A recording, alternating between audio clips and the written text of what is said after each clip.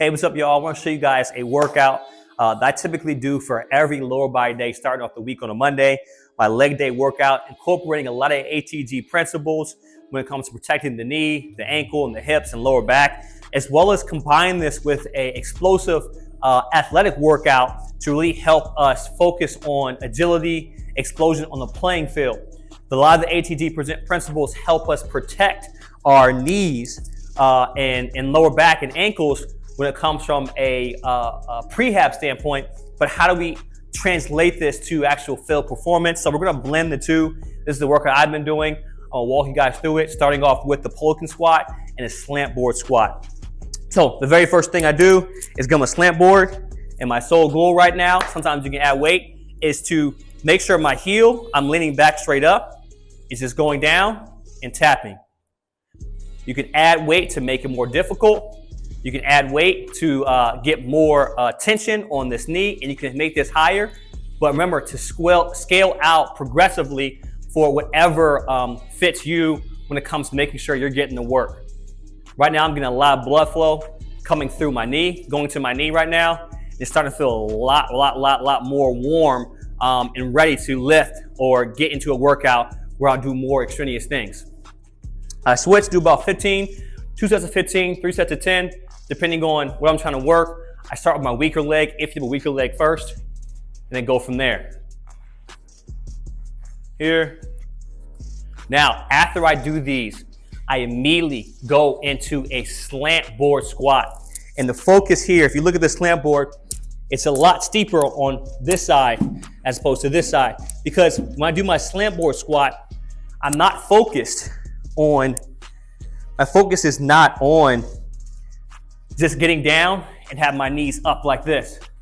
My focus is on making sure my knees stay out the whole time, horizontal, horizontal, horizontal. So when I'm in my squat on the slant board, I'm like this. I want to make sure that I'm putting really weight and on my heels of my foot, not just sitting back. So right now, I'm feeling the weight on my heels going straight down to my toes to the point where I can get away from the slant board box. Right? And what we're looking for, it really is this crease right here, calf to thigh. Sometimes when I get comfortable in this position, I like to go down and then come back up.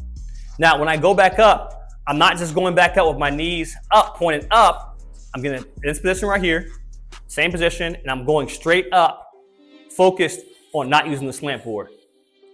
What I'll do typically, 2 sets of 15, on the Pelican squat, and then going to the slant board, making sure that I'm doing everything right the perfect way, warming my knees, my lower body up for a day where I'm gonna do some explosive stuff. So this is what I start almost every leg day with. I advise you guys try it out yourselves as you go throughout the workout. Next is my ATG lunges. These I do quite a bit. If you see me, you know I've done these.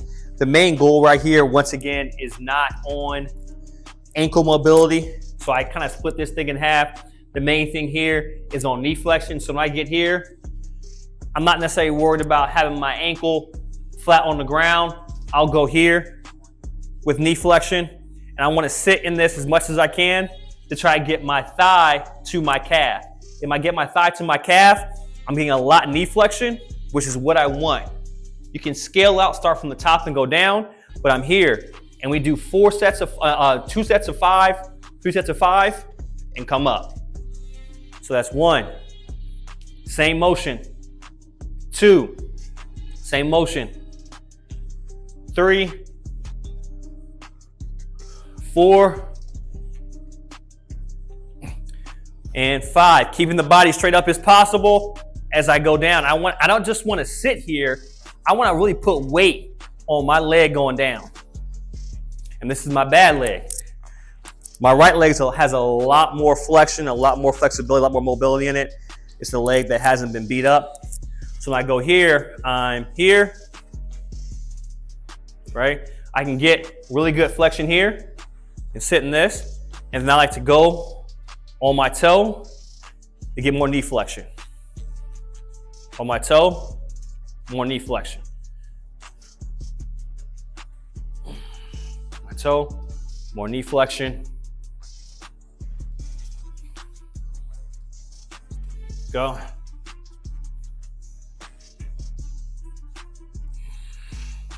All right.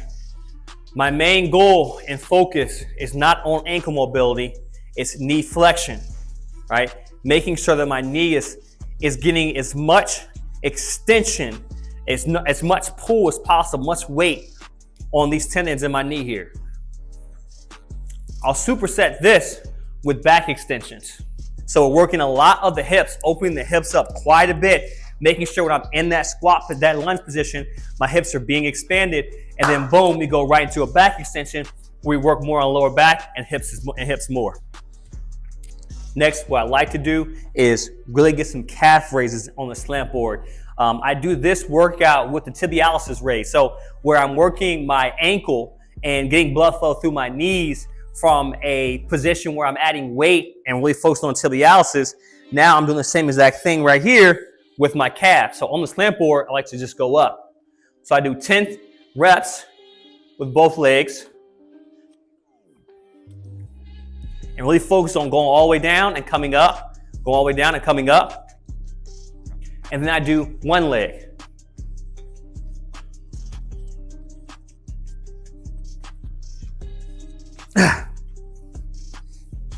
And trying to really go up as high as I can and come down every single time. This is going to make the knees start feeling really, really good. Really start feeling the blood flow going to your knees. This is the two last workouts I do before I start my leg day. Now after I do my ATG lunges, I'll go right into a back extension. If you don't have a back extension machine, you can get a set of barbell up like this, a plate like this, get a pad, shirt, something so it protects your hips. And all we're doing is putting the pad here, going down, and coming up. All right, this is kind of funky here. Coming up.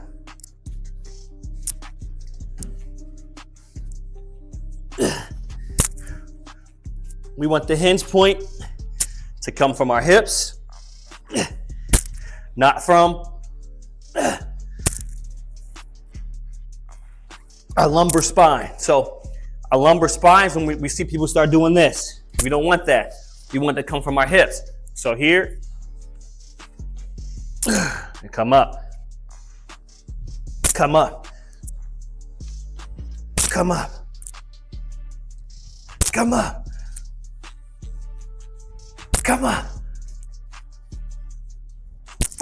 Now we're getting a lot of blood flow coming through our lower back, really getting really getting our back warmed up for a heavy lift day or whatever you're about to do when it comes to lower body, or if you're doing maintenance, just to make sure your back stays healthy throughout the week. Now we're here, once again, working our tibs. My main goal right here is to make sure my legs stay down. Sometimes I lean back, and then it's to make sure that I'm getting full range of motion. Sometimes it slips up. So the main goal here is making sure my knees are staying down the whole time. This is going to allow my ankle to be the hinge point, but what's really making this ankle go up and down is all of these ligaments, these muscles coming and leading to my knee. So I'm here, focused on making sure I'm getting full work. Now, with this machine, I actually like to flip it.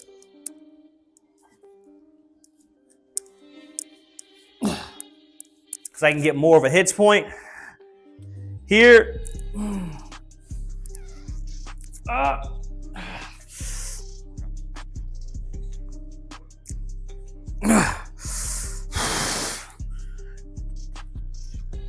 I like to go till failure.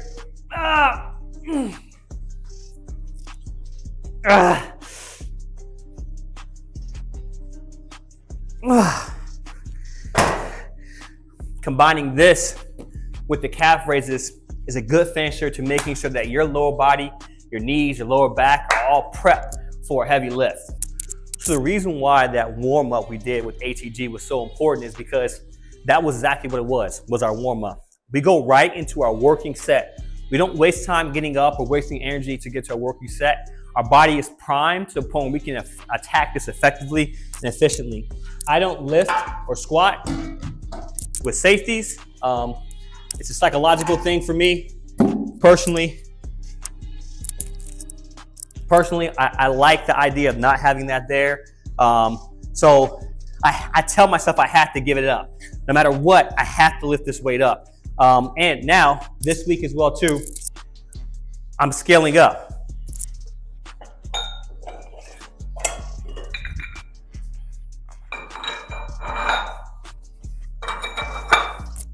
This week as well, whenever I go through a strength program and I add weight, I start off with something called a cloak-up squat. So I go 1 week cloak-up squat, 2 week strength, add weight, right? I'm only adding 2.5. I'm scaling out appropriately because my goal is not to add strength and volume on and weight on fast. It's mainly just adding weight on gradually. So going through a strength arc, 1 week of cloak-up squats, 2 weeks of strength. A cloak-up squat is designed and focused the purpose is to make sure that when we go down, we focus on every little detail of our form. And I'll show you here. I usually do 4 sets of 2, but this is what it's going to look like. Remember, our body is primed, right? We did our warm-up. So I'm here.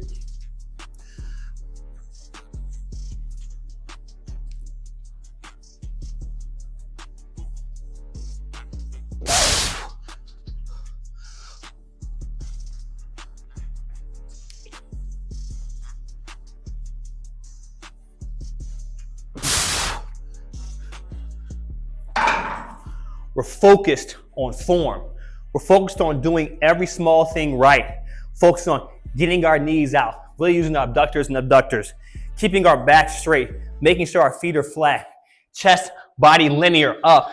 These are the small things that when we pay attention to a cloak-up squat, when we scale out to really focus on strength, we're doing the small things right. Now, sometimes when I do my cloak-up squats, I like to take a deep breath and tighten my core, making sure that I have enough strength to push myself out. You'll see me releasing the air, breathing out once I get to a position where I'm kind of neutral, right? I'm not necessarily going up in the right flow. Pace is so important in these cloak-up squats. We're not trying to go down fast and come back up. We're trying to go down controlled, come up controlled. All right, so I would go here. So now I'm here, I'm taking a breath, right? And I go down.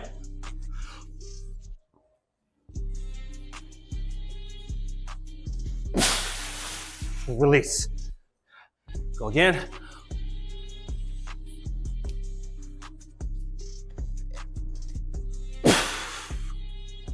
Release. You'll see when I get stagnant, boom, I need to release that air. Gives me an extra jolt. It's almost like going Super Saiyan halfway through the squat. Tightening my core, releasing that air allows me to keep my form as I go up instead of going down like this and bending forward. Now, after each set, what I'm doing is plyometrics. I'm doing plyometrics from a static standpoint to explosive. So even though I may not be adding on heavy weight to my plyometric, I want to make sure that I'm doing something to complement the strength workout when it comes to explosion. So I'm going from, once again, to a strength movement to an explosive movement focused on form.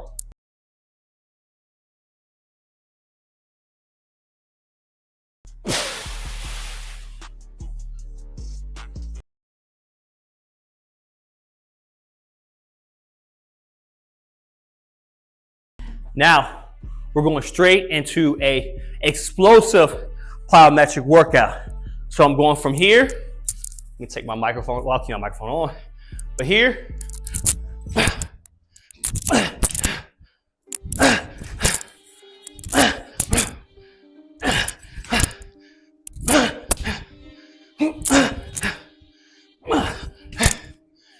so on my bilateral days, what I like to do is focused on doing an RDL, not just with the barbell, but on a slant board, and grab the weight here, get on the slant board. And my main goal is focused on having the hinge point at my hips. And then once I get to a point where I can have a lumbar spine and it's not putting too much pressure on my lumbar spine and it's on my hips, then I kind of loosen up my back and not keep my back straight. I'll show you here. So here, here, here, here. I'm getting more of a stretch through my hamstrings. Here, here. Do a set of 8. Scoot up some because I'm hitting.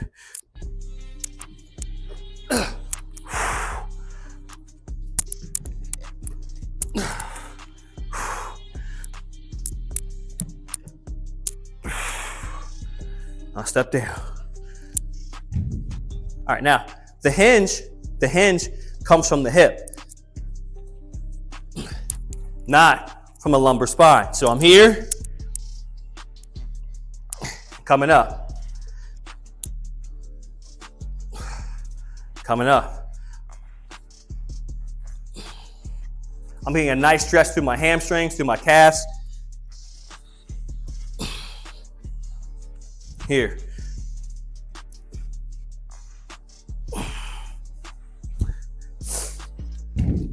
Two sets of 8, making sure I'm focused on form, and I go to the next exercise. So once again, our goal is just not strength, right? In the ATG system, we want to do strength and explosiveness.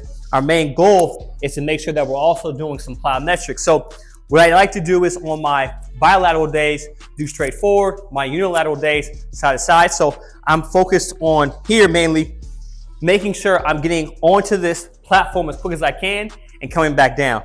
Speed's important. We're not worried about quick power, or we're not worried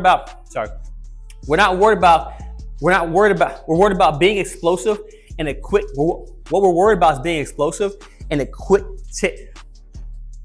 What we're worried about is being explosive and a quick twitch matter. So we're here, not just here. We're here.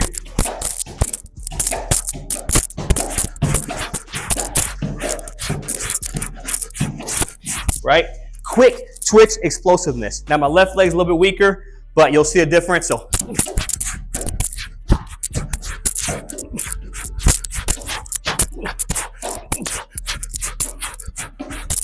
right? So explosiveness with a strength mindset is going to allow us to combine the two. So adding these plyometrics helps us continue the athleticism we want within the ATG system. So plyometrics like this allow us to really activate athleticism within the ATG system. So do the ATG system, but also make sure you're doing some plyometrics for explosiveness and quickness as well for any type of athlete. So on the belt squat, our main focus on the belt squat is to simulate explosiveness from the squat that we actually do, squat form, without leaning forward, but also taking the pressure off of our back. So when I do a squat on the belt squat, I want to make sure I'm upright, I'm going down, staying straight, and then coming up with explosiveness. You'll see a lot of people go like this on the belt squat. If you look at my spine, it's not in an optimal position where I want to be straight up. Some people have hooks up here where you can do a belt squat. Some people have the shoulder where you can do almost like a half squat. I like this because it forces me to use balance, coordination, and stability, as opposed to having the shoulders where I'm doing a hack squat, where it's kind of assisted and my guide path is assistant. So when I do a belt squat, my goal when it comes to explosiveness and the strength work is to go down. When I come down, explode up. Come down, explode up. Like so. Let me go. Try to make every rep the same.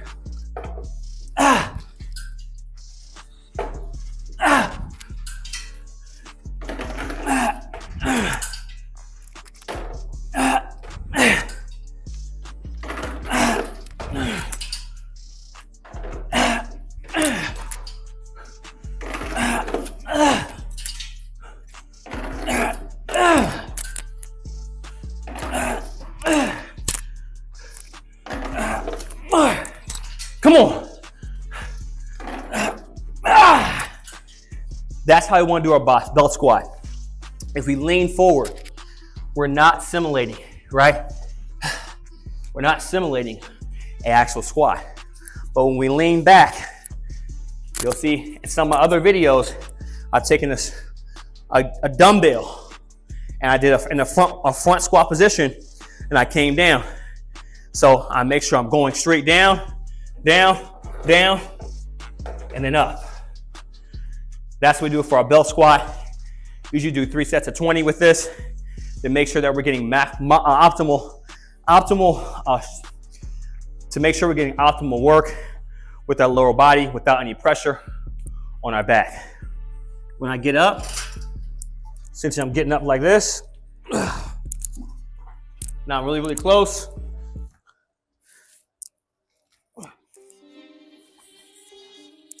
Now, what I'm doing, my belt squat, I told you, like I mentioned when I do the belt squat before, I want to make sure that I am getting correct form on my squat. So I'll grab a dumbbell and really focus on staying straight in my squat when I go down. So I'm here, here,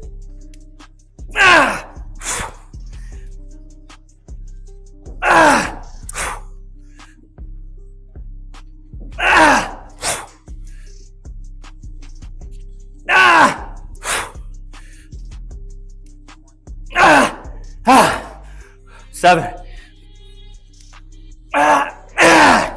8, come on. 9, one more, be explosive, come on.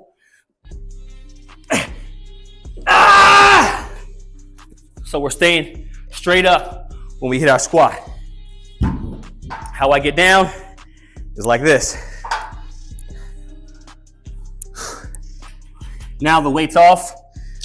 Just take this off. I'm on my belt squat. So Nordics are a direct correlation to fast twitch muscle fibers, someone who's explosive. If you get someone who's 40 years old, who's strong, super strong, and then a kid who maybe is 20 years old, who's just a regular athlete, normal strength, that younger kid will be able to hold their Nordic longer than in this position than it would a older person for 2 reasons. One reason is muscle atrophy. As you get older, older men typically have more hamstring problems because your muscles start to deteriorate at a certain age. So you start losing muscle at a certain age, therefore your hamstring is one of the most sensitive ones. It's almost the first one to go. That's why I see a lot of older guys that play sports, they have like a hamstring soreness, a hamstring injury because they're stressing it out too much. A lot of younger guys, they have a lot more elasticity, a lot more explosiveness. Their fast twitch muscle fibers are still developing, still strengthening, and they haven't hit that peak yet. So therefore, when they get into this motion of going down in a Nordic curl, right, they're able to hold a little bit longer. Fast twitch muscle fibers are a direct correlation to explosiveness, quickness in our hamstrings, through our whole body, but through our hamstrings. This is one of the things that deteriorate as they get older. Me, I'm old. I'm not gonna take out my age. You can find out, you check my YouTube out. But this is one thing I've been working on to really kind of reverse engineer, or slow down the process of deteriorating of the muscles where I may have muscle atrophy in my hamstrings. How can I reverse engineer that and directly focus on my hamstrings where I get hypertrophy? So my goal when doing these is not to bend over, because then my hinge point's at my back. My goal is to stay straight the whole time and to go down. I like to hold as long as I can, and then when I go down, push up, and then have my hamstrings push me up. So your hamstring is the bicep of your lower body. So if we have the hinge point at our elbow, our knee of our upper arm, right, we're getting work on our hamstrings. Same thing if I'm doing a bicep curl. My hinge point's here, right? I'm getting work on my bicep as opposed to me going like this, and now the work's on my shoulder. So we're gonna do a Nordic curl, try to stay as far straight up as we can before we hit the ground, push down, and then come right back up. And I like to start straight, kind of get the motion.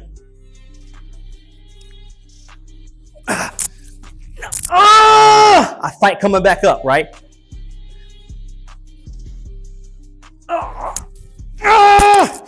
That was weak, right? I benched a little bit coming back up.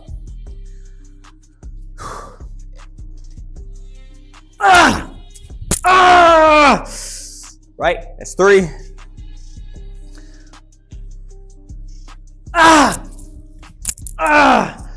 Now you see my muscles starting to get fatigued.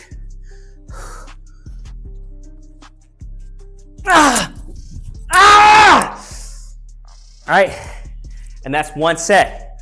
I typically do 2 sets of 5 or 3 sets of 5, depending on how often I'm doing it that week.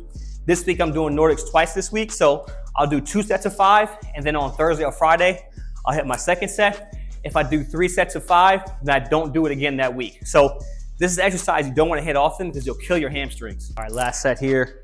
Once again, our main goal is just making sure that we're fighting all the way down. We can exasperate our biceps, but sometimes we don't exasperate our hamstrings.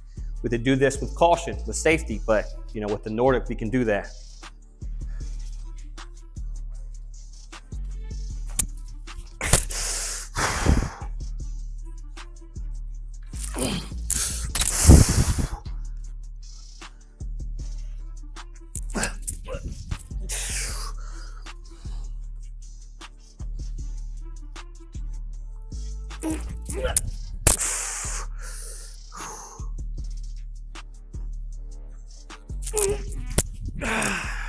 So that's a typical day where I'll focus on the ATG system combined with a sports-specific athletic workout focused on strength and explosiveness. Combining these two can allow you to unlock more than just the prehab components of the ATG system when it comes to protection of the hips, the ankles, the knees, the lower back, but also be explosive and agile on the field. So we think about that correlation, combine the two. The ATG system is great for those specific things that will help, but how do we scale out and combine that with movement? Combining it with movement and then the technical aspect of focusing on the strength perspectives will allow us to be more athletic, stronger, agile on the field. So try it out. These things I'm going through and I'm testing out the system. I'm gonna look back in the next 4 months and see, okay, what are some things that I did right? What are some things I did wrong? Is there a big benefit or there's no benefit? Taking those things and incorporate that into my programming. So you guys tune in, check it out, try these on your own. Think about how you can put this in your programming because there's major benefits to incorporating this ATG system and explosiveness into your workouts.